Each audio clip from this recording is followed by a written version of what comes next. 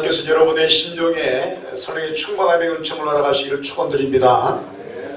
그 김남주 목사님의 짤막한 글 하나 소개해드리려고 합니다. 이름뿐인 신앙을 벗어나라는 글에서 소제목이 순종의 실천이라는 제목이 있는데, 저는 어렸을 때 운동을 참 좋아했습니다. 특히 축구와 야구를 아주 잘했습니다. 그러다가 세월이 많이 흘러서 중년이 되었습니다. 신학대학에서 교수로 재직하고 있을 때 학생들이 편을 짜서 축구를 하는 때가 있었습니다. 경기를 지켜보고 있노라니 선수들의 활동이 답답하여 견딜 수가 없었습니다. 선수들 중 가장 못한 학생 하나를 불러낸 뒤에 대신 선수로 들어갔습니다. 열심히 공을 찼습니다. 그러나 제가 열심히 하면 할수록 관중들은 더 많이 웃어내기 시작했습니다. 마음은 청춘인데 몸이 따라주지 않았기 때문입니다. 순종할 마음이 있다고 해서 모두 그 순종을 실천할 수 있는 것은 아닙니다. 그렇다고 해서 능력이 없으면 마음대로 살아도 된다는 것도 아닙니다. 실질적으로 자기가 하나님의 말씀이라고 생각하는 것들은 실천하면서 살고자 할 때에 그렇게 실천하며 살 수 있는 능력은 하나님께로부터 공급되게 됩니다. 하나님은 순종하며 살리는 자에게 그렇게 살 수 있는 능력도 공급해 주시기 때문입니다. 이름뿐인 신앙에서 벗어나라. 책에 나오는 짤막한 구절이 하나가 있습니다. 여러분, 저와 여러분의 마음이 20대인 줄 믿습니다. 아무리 나이가 먹어도 우리 마음은 여전히 20대요, 30대요. 여러분의 힘 좋았던 40대를 여러분 살아가지 않습니다. 그런데 간혹 이렇게 저도 이렇게 젊은 아이들, 청년들을 축구하는 거 보면 내가 뛰면 다 늘 것 같아요. 막상 뛰면요, 한 5m 뛰다가 희객거리고 골을 못 차는 저의 모습을 보는데, 이 김남주 목사님도 어디 그런 이야기 하는 것 같습니다. 그런데 순종도 마찬가지로 우리에게 힘이 있어야 순종할 수 있습니다. 그런데 그 힘은요, 하나님께서 공급할 때 그 힘을 얻게 될지 믿습니다. 그래서 하나님께 은혜를 받고 그 힘을 가지고 순종해야 한다, 그러한 이야기를 하는 것입니다. 오늘 본문의 말씀은 이 강력한 성의 권능이 사도들의 손길을 통해서 일어나자 이에 놀란 대제사장과 사두개인들의 탕파가 사도들을 시기해서 옥에 가다 잡아 넣은 사건입니다. 우리 지난주에 살폈던 내용입니다. 시기가 가득한 이 대제사장과 사두개인들이 사도들을 잡았습니다. 그리고 옥에 가두었는데 밤에 주의 사자가 옥문을 열고 사도를 끌어내었습니다. 그때 봤더니 이 말씀 보니까 옥문을 열고 천사가 끌어냈는데 지키는 사람들이 전혀 모르는 겁니다. 그냥 빠져나가는 거죠. 그리고 가서 성전에 서서 이 생명의 말씀을 다 백성에게 말하라 라고 명령하였습니다. 이에 사도들이 새벽에 성전에 들어가서 말씀을 가르치기 시작합니다. 이 모습을 보건대 유대인들도 새벽에 말씀을 상고하고 예배 드렸던 전통이 있음을 알 수가 있습니다. 아무튼 이 새벽의 말씀을 가르치고 있을 때 이 대제사장들과 유대인 무리들이 공의회를 소집하고 또 사도를 데려오라고 명령합니다. 그런데 옥에 가보니까 사도들이 없었습니다. 그래서 이 일을 바라보면서 놀라면서 이 일이 어찌 될까 하는 깜짝 놀라운 일들이 일어나게 됩니다. 그러던 중 어떤 사람이 와서 보소서, 옥에 가두었던 사람들이 성전에 서서 백성을 가르치더이다 하고 알려주게 됩니다. 이에 사도들을 잡아왔으나 성경을 함께 공부하던 백성들까지 함께 오게 되는 겁니다. 이 성경에 사람들이 가득 있습니다. 여러분, 제가 어떤 교수님의 이야기 들었더니 새벽기도는 우리 한국교회만 시작한 줄 알았어요. 근데 봤더니 이 기록상 초대교회도 새벽기도, 유대인들도 새벽기도를 했고, 또 미국에 우리 교파가 다른 카톨릭 처치 있잖아요. 이 천주교도 보니까 어느 도시에 이 성당이 하나가 있는데 새벽에 이제 교수님 목사님이 잠깐 자기 친구와 함께 가다가 거기서 머무르게 되었는데, 새벽에 갔더니요, 그 큰 본당에 사람이 꽉 차 있는 거예요. 새벽에 미국 사람들이. 그래서 미국 사람들도 카톨릭 신자들이 굉장히 많습니다. 개신교가 더 많습니다. 꽉 꽉 차가지고 예배를 드리는데, 예배 드리고 나서 그냥 예배 드리고 나서 쫙 나갔는데 도시가, 어두웠던 도시가 예배 드리고 나가면서 불이 켜지기 시작한 거예요. 무슨 말이냐면 예배 드리고 하루를 시작하는 거죠. 새벽기도 드리고 하루를 시작하는 거죠.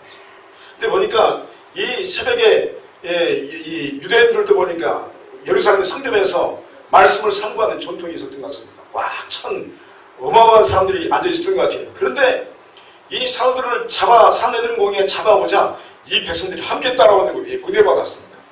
말씀에 은혜 받았는데 왜 잡아가나 우르르 따라오는 것입니다. 그래서 이 공회를 소집한 사람들이 깜짝 놀라게 됩니다. 그냥 불법적으로 그냥 죽이고 싶었는데 갑자기 백성들이 다 지켜보는 가운데 공식적인 재판을 하게 되는 것입니다. 그러니까 공식적인 재판은 논리적이고 법적인 부분에서 제대로 해야 되는 거거든요. 근데 새벽에 몰래 잡아가지고 족쳐가지고 죽이고 싶은데 이 불법을 행하지 못하는 상황이 된 겁니다. 이것도 하나님의 은혜였습니다. 아무튼 공의의 수장들이 이 사도들을 책망합니다. 우리가 이 이름으로 사람을 가르치지 말라고 언급하였을 때 너희가 너희 가르침을 예루살렘에 가득하게 하니 이 사람의 피를 우리에게로 돌리고자 함이로다 라고 책망합니다. 이에 베드로가 말합니다. 사람보다 하나님께 순종하는 것이 마땅하니라. 너희가 나무에 달아 죽인 예수를 우리 조상의 하나님이 살리시고 이스라엘의 회개함과 죄의 사함을 주시려고 그를 오른손으로 높이사 임금과 구주로 삼으셨느니라. 우리는 이 일의 증인이요 하나님이 자기에게 순종하는 사람들에게 주신 성령도 그러하니라 라고 답변하게 변증하게 됩니다. 오늘 우리는 이 장면에서 하나님의 복음의 역사가 얼마나 강력하게 나타나는지를 접하게 됩니다. 그리고 동시에 복음에 순종하는 자들에게 나타나는 하나님의 그 오른손의 역사가 무엇인지 새삼 깨닫게 됩니다. 이 역사에 대해서 오늘은 잠시 살피도록 하겠습니다. 첫째로 보니까 세상의 그 어떤 권세도 복음을 음해하거나 복음을 제한하여 가둘 수 없음을 오늘 본문은 우리에게 분명하게 이야기합니다. 18절 19절 말씀 보니까 사도를 잡아다가 옥에 가두었더니 주의 사자가 밤에 옥문을 열고 끌어내어 이르되라고 기록하고 있습니다. 예루살렘 공회의 수장들은 자신들의 권세와 힘으로 예수님의 복음을 없앨 수 있다고 생각했습니다. 왜냐하면 예수도 죽였기 때문에 복음도 죽일 수 있다라고 생각했습니다. 그래서 예수님의 제자들을 잡아서 옥에 가두어 놓으면 복음의 역사는 끝이 난다라고 생각했습니다. 그러나 여러분이요, 복음은 어떤 권세로도 꺾을 수 없는 하나님의 권능의 역사임을 믿으시기 바랍니다. 복음은 하나님의 권능의 역사입니다. 예수 그리스도의 복음이 전파되는 곳에는 언제나 하나님의 권능이 성령의 역사를 통해서 임재하는 줄 믿습니다. 그리고 지금 이 자리도 복음의 권능의 역사가 성령을 통해서 임재하는 줄 믿습니다. 저와 여러분이 하나님의 존전에 앉아있음을 믿으시기 바랍니다. 얼마나 엄청난 자리입니까? 하나님의 권능은 이 우주 만물이 감당할 수 없는 절대적인 역사입니다. 세상은 자연 만물 하나도 감당하지 못합니다. 자연재해가 일어날 때마다 사람들은 탄식을 합니다.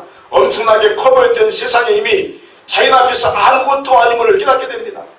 얼마 전 여러분 미국 플로리다 지역에 큰 허리케인 어마가 상륙했습니다.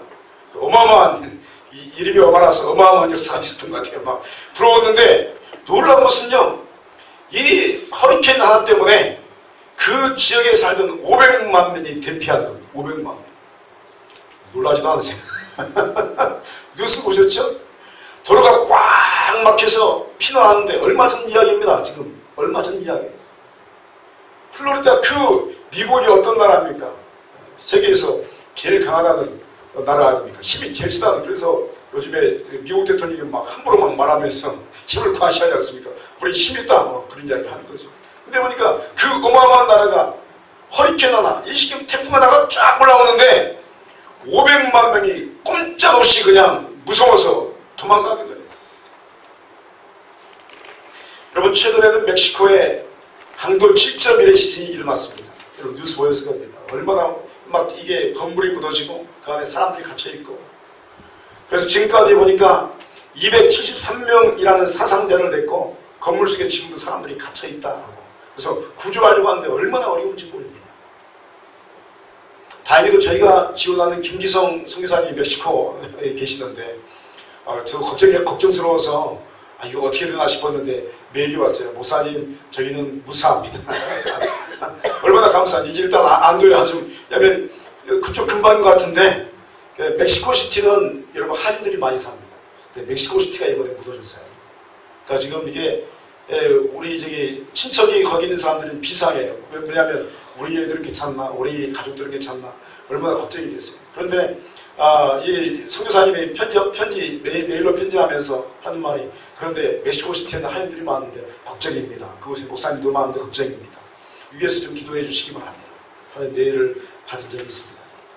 여러분 멕시코를 위해서 기도해 주시기 바랍니다. 그 외에도 많은 곳에서 막 지진이 막 일어나고 있습니다. 이게 때가 됐는지 사방에서 이렇게 태풍도 이제는 뭐 옛날에는 태풍하면 우습게 생각했는데 요즘 태풍은 쉬운 태풍이 아닙니다. 그냥 다 묻어지는 겁니다. 얼마나 강력한지. 여러분 자연의 힘 앞에서 사람이 할 수 있는 것이 무엇일까요? 이 자연의 제의 앞에서 할 수 있는 게 뭘까요? 사람의 힘은 자연을 다스리지 못합니다. 그러나 하나님의 권능은 자연 만물을 창조하셨고 지금도 다스리시는 줄 믿습니다. 이게 하나님의 권능입니다. 이 권능의 중심에 뭐가 있냐면 복음의 역사가 있습니다. 감히 누가 복음을 맡겠습니까? 사도계인과 대제사장들이 이 힘을 막아보려고 사도들을 감옥에 쳐넣었습니다. 그러자 하나님께서 보내신 사자들이 감옥의 문을 열어서 말씀을 도리어 새벽에 증거하고 그들을 불러내어서 말씀 증거의 단 위에 세웠습니다. 아무도 방해받지 않고 새벽에 말씀을 삼아하는 유대인들이 앉아있는 자리에서 예수 그리스도의 복음을 전하기 시작했습니다. 특별히 여러분 대제사장과 그와 함께 있는 사람이라는 대목은, 이 구절은 우리에게 상당한 의미를 줍니다. 그것은 이들이 나 중심의 사상과 통치를 좋아하는 사람들이기 때문입니다. 그러니까 그와 함께 있는 사람, 이 의미는 뭐냐면 나 중심으로 사상과 통치를 이루려고 하는 사람들, 그런 뜻입니다. 오직 나만을 위한 이기주의는 여러분 다른 사람을 학살하게 만들기도 하고, 나를 위한 세상은 사탄의 괴계에 넘어간 죄를 짓게 합니다. 그래서 성경은 끊임없이 창세기부터 요한계시록까지 뭐라고 하냐면 나 중심으로 모든 것을 바라보는 것이 악한 것이다. 한번 더 하시면 나 중심은 악한 것입니다. 이게요 창세기 첫 시작부터 이야기야. 아담이 선악과를 따먹는 순간부터 이것이 악이다. 왜 따먹었습니까? 나를 위해서 따먹었습니다. 눈이 밝아서 뭐가 같이요? 하나님과 같이 되기 위해서 따먹었습니다. 나를 위해서. 인생의 중심, 우주의 중심을 나를 놓고 싶었습니다. 이걸 다른 말로 뭐라고 하냐면 악함이다. 이걸 원죄라고 합니다.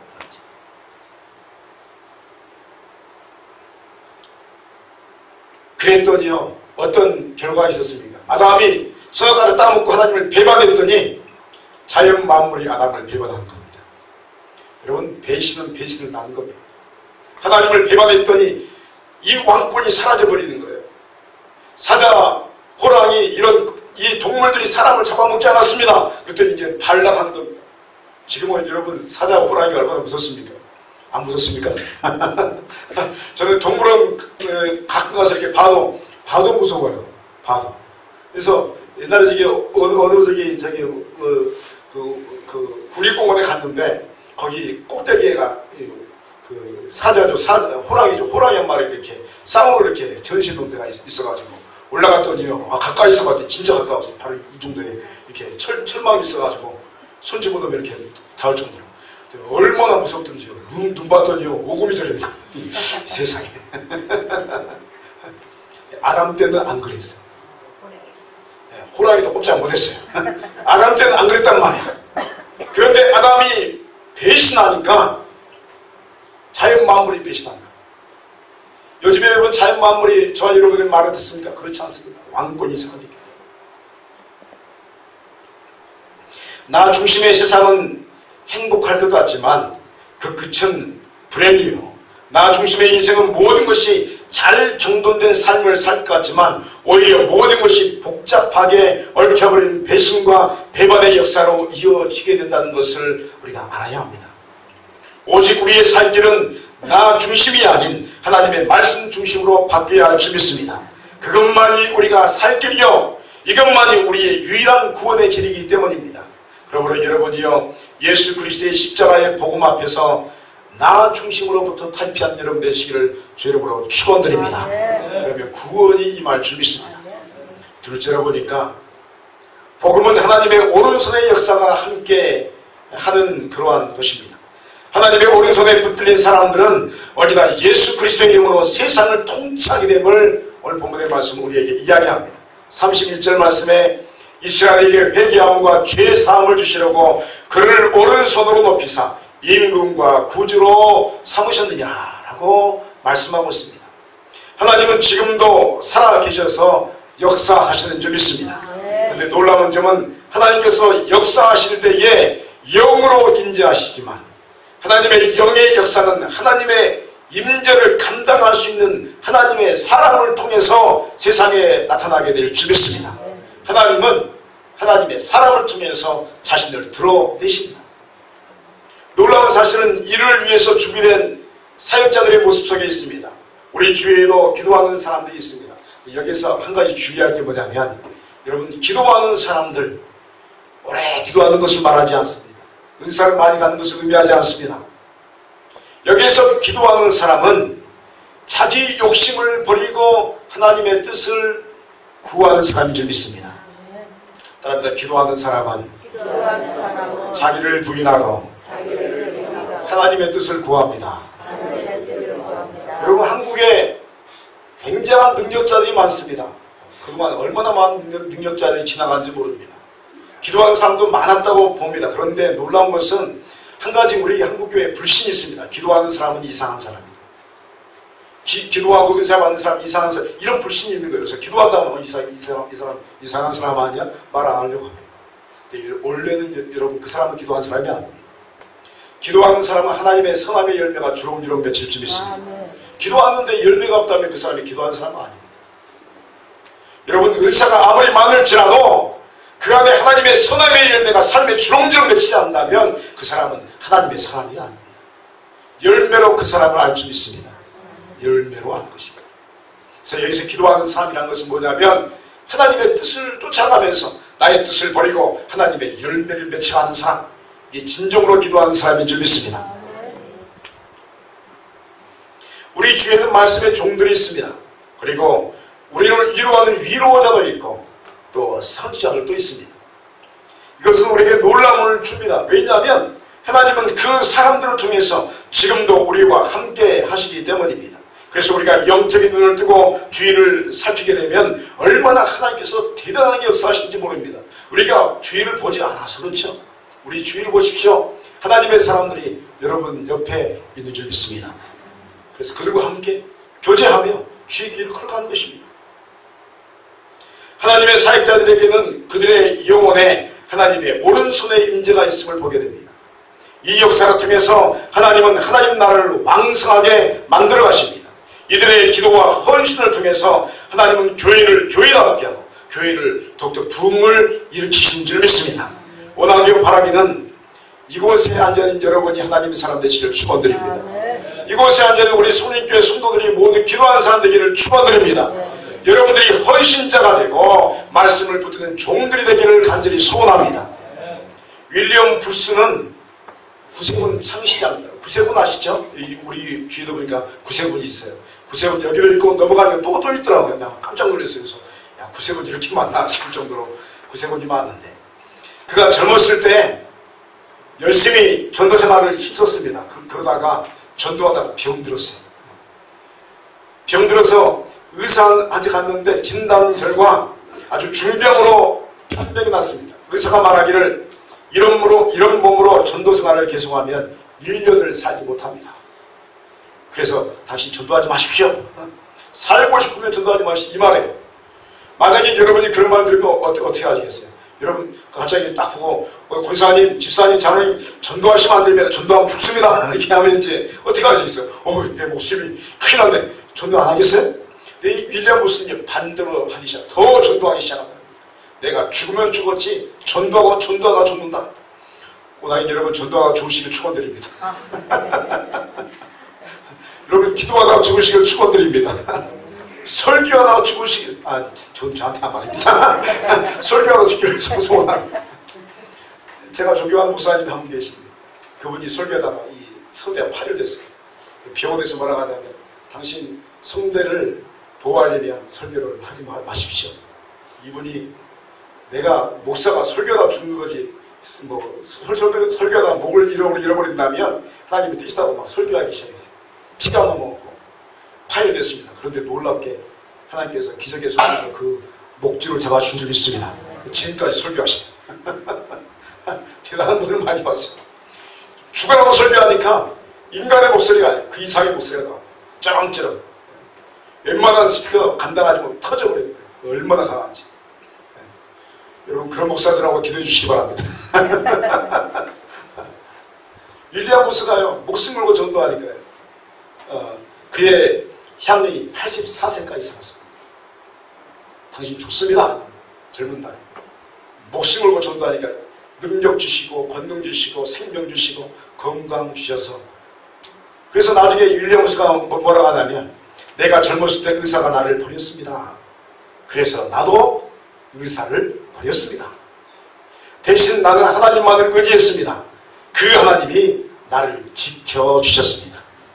할렐루야. 사람들이 여러분을 버려도 여러분이 하나님을 붙들면 하나님이 여러분을 살려주실 줄 믿습니다. 그러니까 사람 버려버리니까요. 뭐 그런다고 해서 병원 가지 말라는 소리 아닙니다. 병원 가서 또 의사 말도 잘 듣는데, 그러나 하나님께서 저와 여러분의 생사화복을 주관하신 줄 믿습니다. 하나님께서 함께하면 사는 거죠. 중요한 것은 먼저 하나님의 사람이 내가 되는 것이요, 하나님의 사람이 되었다면 이제 담대하게 세상을 향하여서 그리스도의 복음을 전해야 한다는 점입니다. 예수 그리스도의 복음을 가지고 내 주위의 사람들에게 전하기 시작할 때 하나님의 역사는 기적을 이루기 시작한 것입니다. 여러분 하나님의 기적을 맛보기로 원하십니까? 전도하시기 바랍니다. 전도의 현장은 항상 기적이 일어나는 겁니다. 하나님의 임재를 맛보기로 원하십니까? 그리스도의 복음을 전하시기 바랍니다. 그것은 하나님의 임재의 강력함의 역사가 임할 줄 믿습니다. 사랑하는 성도 여러분이요, 여러분에게 하나님의 오른손이 임재하신 줄 믿습니다. 우리가 이 사실을 믿고 선포하면 하나님께서 여러분의 눈앞에서 일을 행하시는 여호와, 그것을 지어 성취하신 여호와의 모습을 보게 하실 줄 믿습니다. 소망하기는 우리의 입술에 하나님의 역사가 어디에 있습니까? 라고 말하지 않기를 소원합니다. 도리어 예수 그리스도의 복음을 증거함으로써 하나님의 살아계심의 역사를 체험하시기를 주 이름으로 축원드립니다. 여러분이 하나님을 만나고 싶으십니까? 영과 진리로 예배드리시기 바랍니다. 온 힘을 다해서 마음과 뜻과 힘을 다해서 하나님을 사랑하는 마음으로 예배드리시기 바랍니다. 예배 가운데 임재하신 주님을 만나게 될 줄 믿습니다. 여러분 우리가 가만히 있으면 하나님도 가만히 계십니다. 이거는 제가 보니까 그 말이 맞아요. 우리가 가만히 있으면 하나님도 가만히 계십니다. 우리가 움직이기 시작하면 하나님이 여러분과 함께 움직일 줄 믿습니다. 우리가 기도하지 않으면 하나님도 침묵하십니다. 근데 저와 여러분이 기도하기 시작하면 하나님이 침묵을 깨뜨리실 줄 믿습니다. 우리 손님께 재단이 그런 재단이 될 줄 믿습니다. 세 번째로 보니까 하나님의 오른손의 권능의 역사는 순종하는 자에게 허락되는 것임을 우리에게 말씀합니다. 우리 32절 말씀 다 같이 한번 읽어보겠습니다. 32절의 말씀.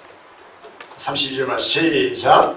우리는 이 일에 주여 하나님이 자기에게 순종하는 사람들에게 주신 성령도 그러합니다. 아멘. 아멘. 사랑하는 여러분요, 성령 하나님은 순종하는 영혼 위에 임하십니다. 회개하라고 명령하면 회개하는 영혼에 하나님은 성령을 허락해 주십니다. 기도하라고 말씀하면 기도에 힘쓰는 영혼에게 하나님께서 성령의 권능을 허락하십니다. 예배 드리라고 명령하면 그 말씀에 전적으로 순종하여서 온 마음과 뜻과 힘을 다하여 사랑하는 마음으로 예배하는 자에게 하나님은 성령의 놀라운 역사를 허락하신 줄 믿습니다. 여러분 순종이 제사보다 낫습니다. 부탁드리겠습니다. 순종이 제사보다 낫습니다. 여러분, 순종함에 성령이 임할 줄 믿습니다. 오늘 말씀이 그 이야기하는 거예요. 순종함에 성령이 임하는 것입니다. 베드로가 말합니다. 하나님이 자기에게 순종하는 사람에게 주신 성령, 즉 순종하는 사람에게 성령을 주셨다라고 증거합니다. 교회 시대에는 성령의 강력한 역사 없이는 우리의 믿음을 유지할 수가 없고 인생의 승리의 역사도 취할 수가 없습니다. 성령의 역사가 없으면 모든 것이 몸이 건조하게 변하게 되는 것입니다. 그러나 성령이 충만하게 임하면 우리는 하나님 안에서 모든 것이 의미 있게 변하게 될 줄 믿습니다. 하나님은 오늘도 저와 여러분의 복음의 말씀에 순종하는 자리로 나가기를 소원하십니다. 왜냐하면 그 자리가 바로 구원의 자리요, 또 역사의 자리요, 기적의 자리이기 때문입니다. 우리 자신이 살 길이 유일한 십자가의 역사를 이루는 순종의 자리이기 때문에 그렇습니다. 그리고 여러분이요, 예수 십자가의 순종의 자리로 나오시기 바랍니다. 예수님도 순종하셨습니다. 그러므로 저와 여러분도 순종의 자리로 나와야 할지 믿습니다. 순종의 자리로 나온 영혼에게 하나님의 오른손의 권능의 역사가 함께할 줄 믿습니다. 이 은총이 여러분의 것이 되시기를 주의 이름으로 간절히 축원드립니다. 기도하시겠습니다.